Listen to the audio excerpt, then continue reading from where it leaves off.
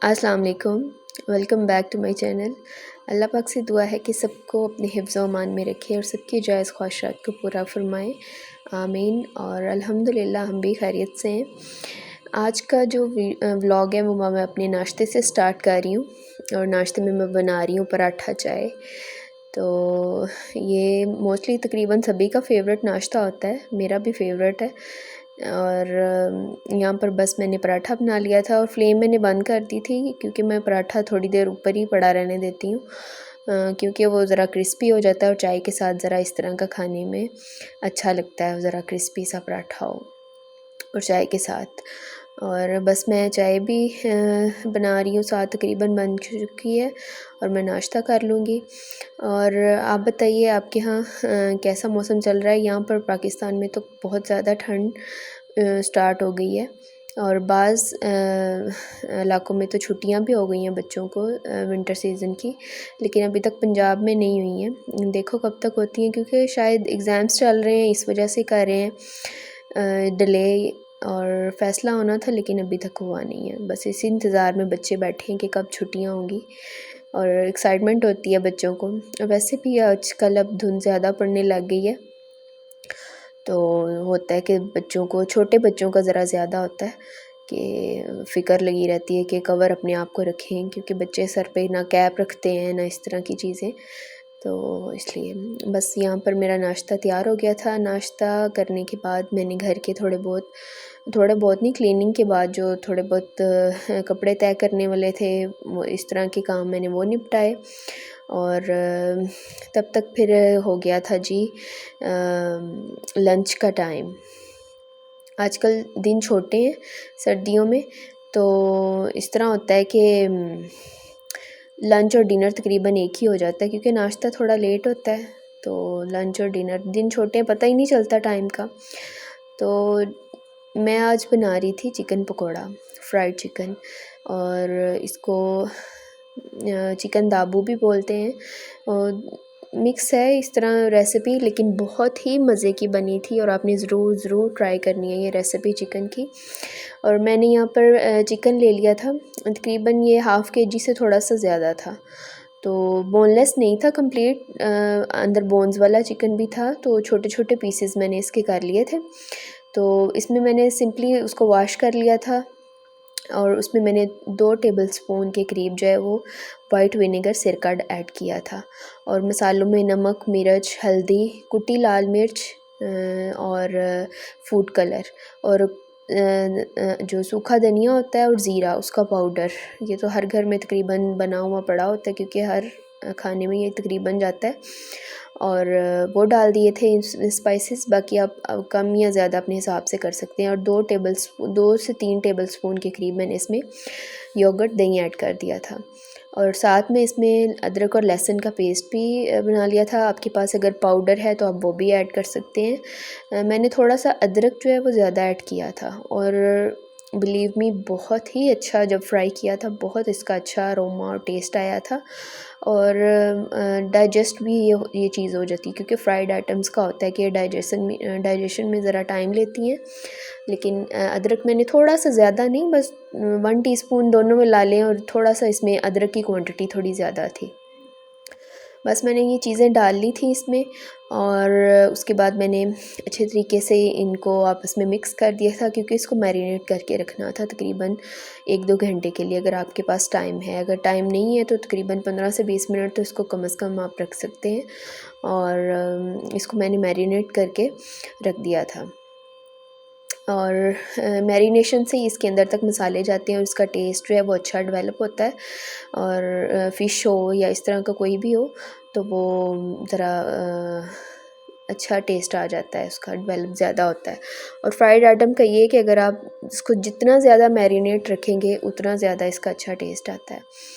और बस ये मैं तकरीबन 1.5-2 घंटे हो गए थे।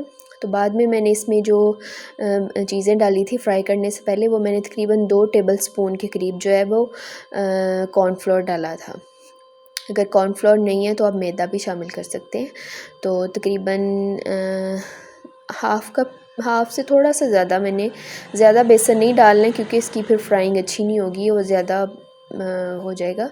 तो तकरीबन हाफ़ कप के करीब मैंने इसमें बेसन शामिल कर दिया था और इसमें बिल्कुल थोड़ा सा पानी डाला था। बाकी क्योंकि चिकन जब मैरिनेट करते हैं तो इसमें दही भी था, सिरका भी थोड़ा सा डाला था और इस तरह से तो उसका अंदर भी थोड़ा सा मॉइस्चर होता है।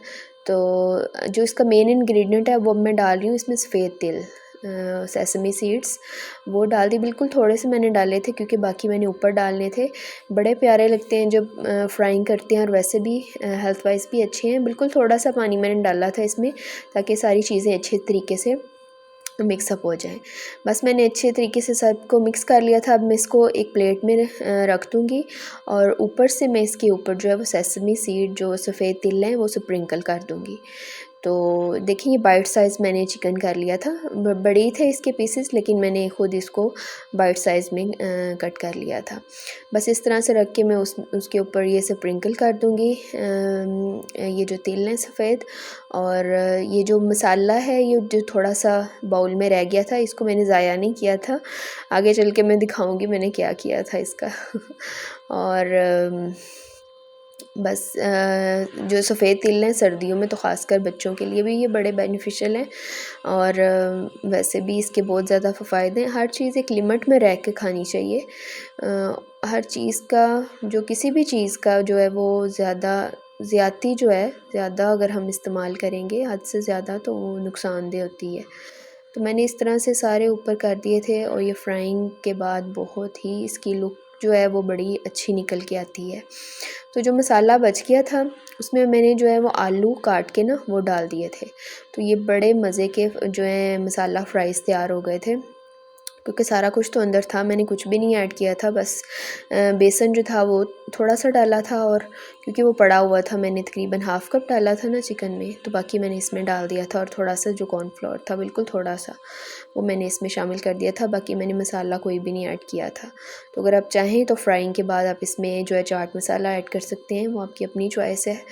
तो बहरहाल ये बड़े मज़े के जो हैं वो तैयार हो गए थे फ्राई के बाद मसाला फ़्राइज़।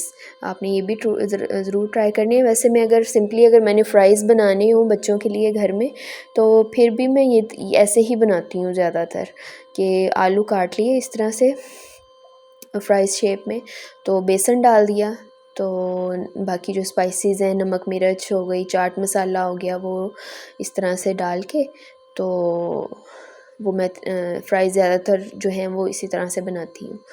तो अब मैं फ्राई करने लगी थी तो मैंने जो है तेल डाल दिया था। एक तरफ मैंने चिप्स फ्राई करनी थी और दूसरी तरफ चिकन। तो जो चिकन के लिए ऑयल था वो मैंने मतलब ठीक गरम कर लिया था, अच्छा ख़ासा गरम था तेल। तो मैंने थोड़ा सा डाल के देखा था, गरम था। तो लेकिन जब मैंने चिकन डाला था ना तो मीडियम टू लो फ्लेम मैंने कर दी थी क्योंकि ये चिकन जो है वो कच्चा था, अंदर तक पकना था। मैरिनेशन जो सिरका है वो इसको अच्छे तरीके से मैरिनेट करने में और गलाने में तो काम करता है, लेकिन फिर भी थोड़ा बहुत होता है। तो तकरीबन मैंने मीडियम टू लो फ्लेम कर दी थी ताकि ये अच्छे तरीके से अंदर तक कुक हो जाए। ओवर कुक भी नहीं करना और जूसी सा बड़ा मज़े का चिकन तैयार हुआ था। तो इस तरह से मैंने जी ऑयल में सारी चीज़ें चिकन डाल दिया था और ये देखें चिकन जो है वो फ्राई हो रहा है, बड़े मज़े की स्मेल खुशबू आ रही थी। और ये साथ में मैंने चिप्स भी डाल दी थी, वो भी फ्राई हो रही है। बस मैं इसको फ़ोर्क की मदद से मैंने अभी इसको हिलाना तकरीबन 5 मिनट तक मैंने इसे नहीं हिलाया था, तो मैं फ़ोर्क की मदद से इसकी साइड जो है वो टर्न कर रही हूँ। तो साथ में चिप्स तो तकरीबन तैयार हो चुकी थी। तो इसको जो मैंने फ्राई के बाद टाइम दिया था ना वो तकरीबन था 10 मिनट आप लगा लें, 10 से 12 मिनट तक। बड़े अच्छे क्योंकि ये बाइट साइज़ था, चिकन का साइज़ छोटा था, अगर साइज़ थोड़ा बड़ा है तो तकरीबन 15 मिनट तो लगेंगे। तो इस तरीके से मैंने ये फ्राई करके निकाल लिया था। ये देखिए कितनी अच्छी इसकी तैयार हुई है फ़ाइनल लुक। और आपने ये चिकन जो है ज़रूर ट्राई करना है। बच्चों का तो वैसे ही फेवरेट होता है फ्राइड चिकन, किसी भी फॉर्म में हो।